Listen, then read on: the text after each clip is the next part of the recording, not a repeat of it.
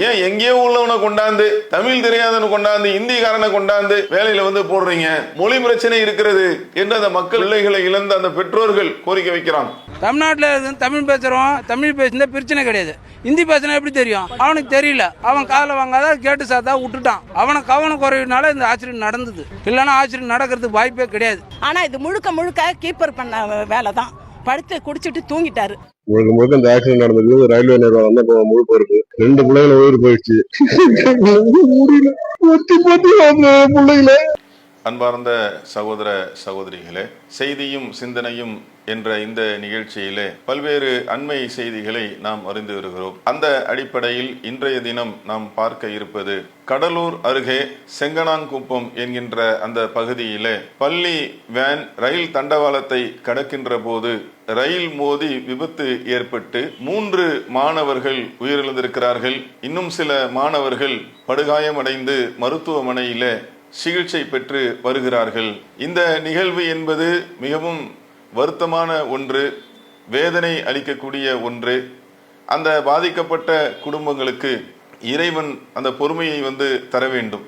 இதில் நாம் எழுப்பக்கூடிய கேள்வி என்னன்னு பார்த்தீங்கன்னா, அந்த இடத்திலே ரயில்வே கேட் இருக்கிறது. கேட்டை பராமரிக்கக்கூடிய நேரத்துக்கு மூடி திறக்கின்ற ரயில்வே கேட் கீப்பர் இருக்கிறாரு. இருக்கக்கூடிய சந்தர்ப்பத்தில் இந்த நிகழ்வு எப்படி நடந்துச்சு?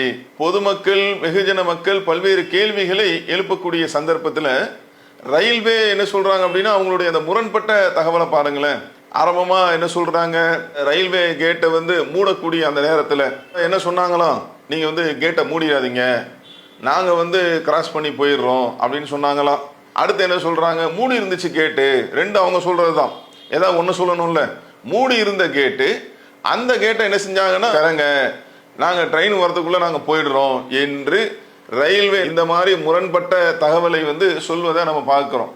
அவர் என்ன சொல்றதுன்னா, கேட்டு க்ளோஸ் பண்ணி தான் இருந்தேன், ஆனால் டெய்லி வந்து இந்த டிராஃபிக் நிறையா இருந்தது, 2 வீலர்ஸ் வந்து ஓப்பன் பண்ண சொன்னாங்க, அதனால வண்டி வர்றதுக்குள்ள பண்ணிடலான்னு நான் ஓப்பன் பண்ணேன். ஆனால் வண்டி வந்து இல்லை, இது நான் இன்டர்லாக் கேட் இல்லையா, அதனால வந்து ஒன்லி பிஎன் எக்ஸ்சேஞ்ச் வரும் நம்பர்.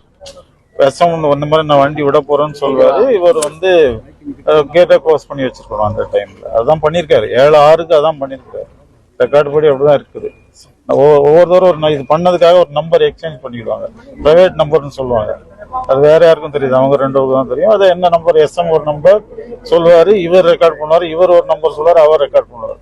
ஸோ அக்னாலஜ் பண்ணிட்டாங்க 2 பேரும். நான் வந்து கேட் க்ளோஸ் போலான்ட்டு ட்ரெயின் விட்டுருக்கோம். இப்போ பப்ளிக் சொன்னா திறந்து விட்டுருவாரா? அவருக்குன்னு ஒரு ரெஸ்பான்சிபிலிட்டி இல்லையா? இப்ப நாம எழுப்பக்கூடிய கேள்வி என்ன அப்படின்னா, இந்த கேட் கீப்பருக்கு தான் தெரியும் ட்ரெயின் வந்து எத்தனை மணிக்கு வருது, அவங்க பார்த்து போய்கிட்டோம். அது எதுக்கு கேட்டு, எதுக்கு கேட் கீப்பரு? திறந்து விட்டா ட்ரெயின் வரும்போது மோதாதா, ஆக்சிடென்ட் நடக்காதா, உயிரிழப்பு வந்து ஆகாதா? மக்கள் அழுத்தம் கொடுத்தாங்க, அதனால தான் திறந்தாரு, திறந்தது தப்பு தான். என்னதான் வந்து மக்கள் அழுத்தம் கொடுத்து திறக்காம தானே இருக்கணும், மக்கள் அழுத்தத்தால் தான் திறக்கப்பட்டுச்சு அப்படின்றத வந்து கொண்டு வராங்க.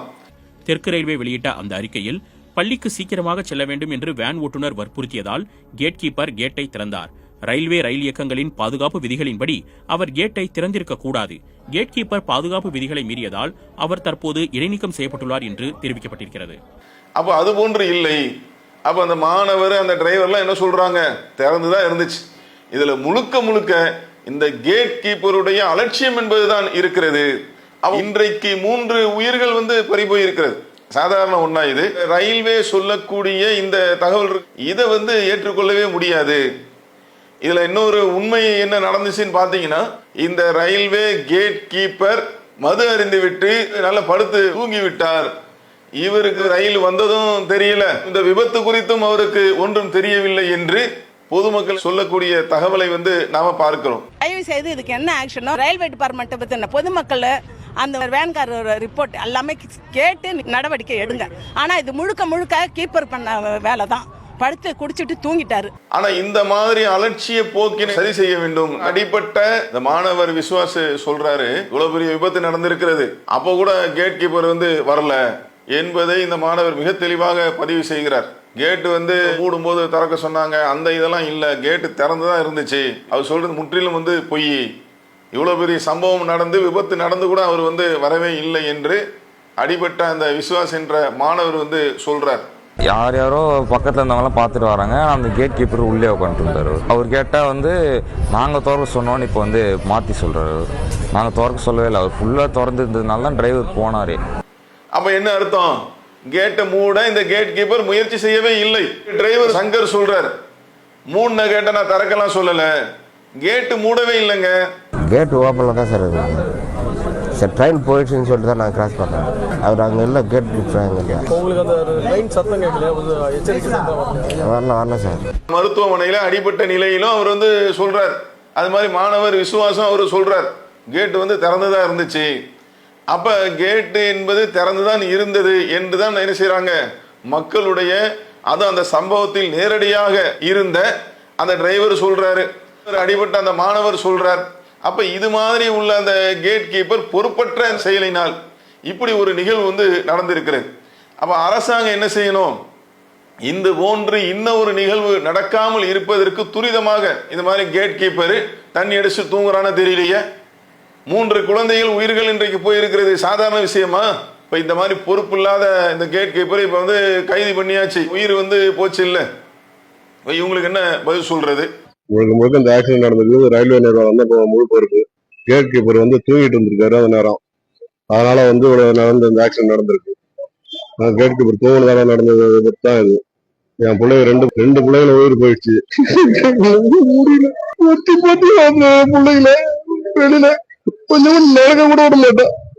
அவனை கஷ்டப்பட்டு வைக்கணும் நான். அரசு இதுல கவனம் செலுத்தி உள்ளூர் வாசிகளை இன்னொரு கோரிக்கை வைக்கிறாங்க. இதுல மொழி பிரச்சனை இருக்கிறது. இந்த மாதிரி இடங்கள்ல, முக்கியமான இடங்கள்ல உள்ளூர்ல இருக்கக்கூடிய அவங்களுக்கு நீங்க வேலை வாய்ப்பு கொடுங்க.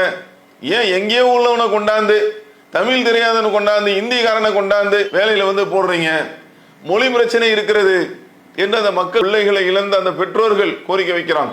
தமிழ்நாட்டில் தமிழ் பேசுகிறோம், தமிழ் பேசினா பிரச்சனை கிடையாது. ஹிந்தி பேசினா எப்படி தெரியும்? அவனுக்கு தெரியல எதையுமே. அவன் காதில் வாங்காத கேட்டு சாத்தா விட்டுட்டான். அவனை கவனம் குறைவினால இந்த ஆக்சிடென்ட் நடந்தது. இல்லைன்னா ஆக்சிடென்ட் நடக்கிறதுக்கு வாய்ப்பே கிடையாது. 3 உயிர் என்பது சாதாரண இல்லைங்க. நீங்க அவங்களுடைய குடும்பத்தாரை கவனித்தால் நீங்கள் தெரியும். அந்த பிள்ளைகளை இழந்து அவங்க வாடிக்கொண்டு இருக்கிறார்களே, அந்த குடும்பத்தார் நிலையை நீங்கள் யோசித்து பாருங்கள். அவங்களுக்கு எந்த அளவுக்கு சோகம் இருக்கிறது, வருத்தம் இருக்கிறது. இதையெல்லாம் கருத்தில் கொண்டு அடுத்த நிகழ்வு இது போன்று நடக்காத அளவுக்கு அரசாங்கம் உடனடியாக களத்தில் இறங்கி இது போன்று அலட்சியமாக செயல்படக்கூடிய கேட் கீப்பர் இருந்தாங்கன்னா உடனடியாக அமைத்து அனைத்தையும் சரி செய்ய வேண்டும் என்பதை சொல்லி நிறைவு செய்கிறேன். அஸ்ஸலாமு அலைக்கும் வரஹ்மத்துல்லாஹி வபரகாத்துஹு. அல்லாஹு அக்பர், அல்லாஹு